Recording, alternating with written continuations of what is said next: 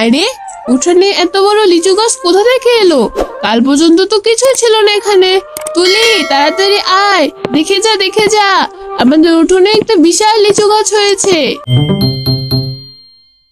অনেক দিন আগের কথা। রূপনগর গ্রামে একটি শিয়ালনি বসবাস করত। সাথে তার ছোট্ট মেয়ে ছিল। ছোট্ট মেয়েটি একদিন লিচু খেতে তার মায়ের কাছে বায়না ধরে। তখন তার মা বলে তাকে, তুলি, আমি বাঘিনী মায়ের বাড়িতে কাজে যাচ্ছি, তুই কোথাও যাবি না কিন্তু, বাড়িতেই থাক, কোনো দুষ্টুমি করবি না, আমি তাড়াতাড়ি ফিরে আসবো। আচ্ছা মা, তুমি ফেরার সময় আমার জন্য একটু লিচু এনে দিও, খুব খেতে ইচ্ছে করছে। এখনো যে মা শেষ হয়নি রে মা, টাকা পেলে তখন তোর জন্য লিচু কিনে দেবো, ঠিক আছে? মা তো লিচু আনতে পারবে না, আমি যাই মিনির বাড়ি, ওদের গাছে তো অনেক লিচু হয়।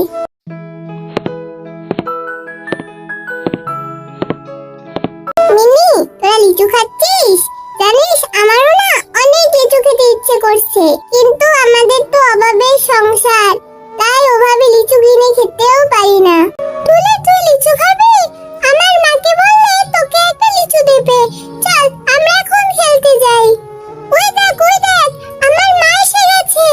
মা মা, ওকে একটা লিচু দেবে, ওর খুব খেতে ইচ্ছে করছে। এই ছোট লোকের বাচ্চা, তোকে বলেছি না আমার বাচ্চাদের সঙ্গে খেলবি না? গরিবের মেয়ে হয়ে লিচু খেতে এসেছে, তোকে কিছুই দেব না, চলে যা এখান থেকে। ও কাকিমা, একটা লিচু দাও না, তোমাদের তো অনেক লিচু, একটা দিলে কি হবে কাকিমা? আমি তোমাদেরকে আমার মায়ের থেকে টাকা এনে দিব। এই শিয়ালের বাচ্চা, তোর লিচু খেতে হবে কেন? আজকাল এই ছোট লোকের বাচ্চাদের নিয়েও পারি না।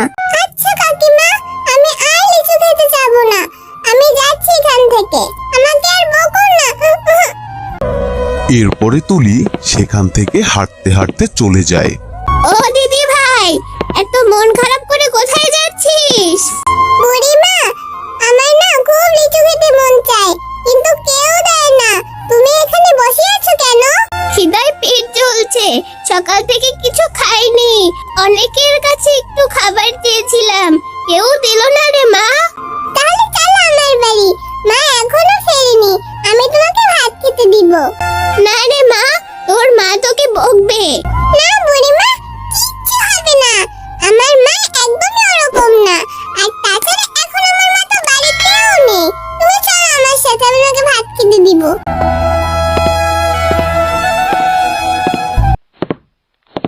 তুমি এখানে বসো বুড়িমা, আমি ভাত নিয়ে আসছি।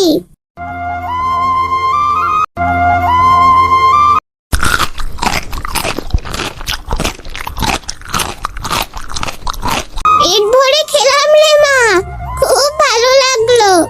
এই যে আমার থলেতে একটা বীজ ছিল, এটা তোর জন্য, মাটিতে পুঁতে দিস, এটা দিয়ে লিচু হবে। বুড়িমা, এটা দেখে তো কবে লিচু গাছ হবে, কত দেরিতে, কিন্তু আমার তো এখন খেতে ইচ্ছে করছে, কিন্তু পরে তো খেতে ইচ্ছে করবে না। না রে মা, এটা থেকে লিচু হতে বেশি সময় লাগে না, তুই দেখবি কালকেই লিচু হবে, তুমি এটা আজকে মাটিতে পুঁতে দাও। সত্যি বুড়িমা, কালকেই লিচু হবে? আচ্ছা বুড়িমা, ঠিক আছে, আজকে তুমি আমাদের সাথে থেকে যাও।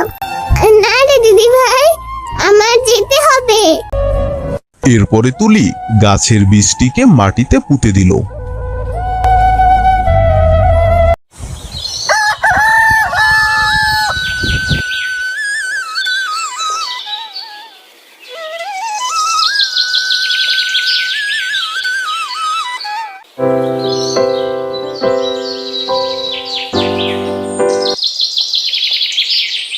তুলি, তুই কখন থেকে কি নিয়ে এত ভাবছিস রে? এই বুড়িমা একটা বীজ দিয়ে গেছে, বলেছে কালকে লিচু ধরবে। হাসালি বড়, এটা কখনো হয় নাকি? তুইও না, যা ঘুমো এবার।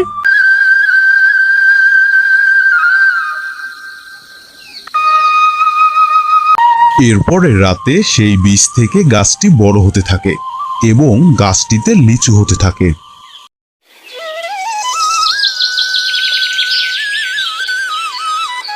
আরে, উঠানে এত বড় লিচু গাছ কোথা থেকে এলো?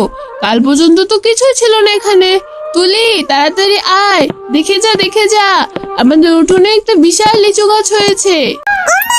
এই তো সেই বীজ থেকে গাছ হয়েছে। দেখেছো, আমি বলেছিলাম না, বুড়িমা বলেছিল আজকে এই গাছ হবে। এখন আমি অনেক লিচু খেতে পারবো। মা, আমাকে একটু লিচু পেড়ে দাও না। আচ্ছা, দিচ্ছি। এরপরে তারা সেই লিচু গাছ থেকে লিচু পাড়তে থাকে। এরপরে তুলি সেই লিচু গাছ থেকে লিচু পেড়ে লিচু খেতে থাকে। লিচু খেয়ে সে খুব খুশি হয়। মা, এই লিচুর মধ্যে তো বীজ নেই, এর মধ্যে তো হিরে। সত্যি তো, সব লিচুতে তো হিরে। এত হিরে দিয়ে কি করব? আমরা গ্রামের দরিদ্র পশুদের সাহায্য করব মা। তুই ঠিক বলেছিস। এই হিরের লিচু গ্রামের সবাইকে ভাগ করে দে।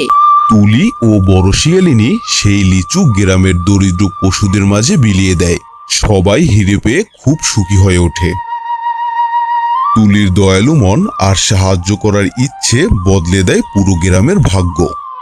হ্যালো প্রিয় বন্ধুরা, তোমরা সবাই কেমন আছো? আশা করি অনেক ভালো আছো। তো আজকের গল্পটি তোমাদের কাছে কেমন লেগেছে তা কমেন্ট করতে একদম ভুলো না। আর এরকম তুমি যদি নিত্য নতুন মজার কার্টুন গল্প দেখতে চাও তাহলে প্লিজ আমাদের চ্যানেলটি সাবস্ক্রাইব করে দাও এক্ষুনি। আর ভিডিওটি ভালো লাগলে একটি লাইক দাও।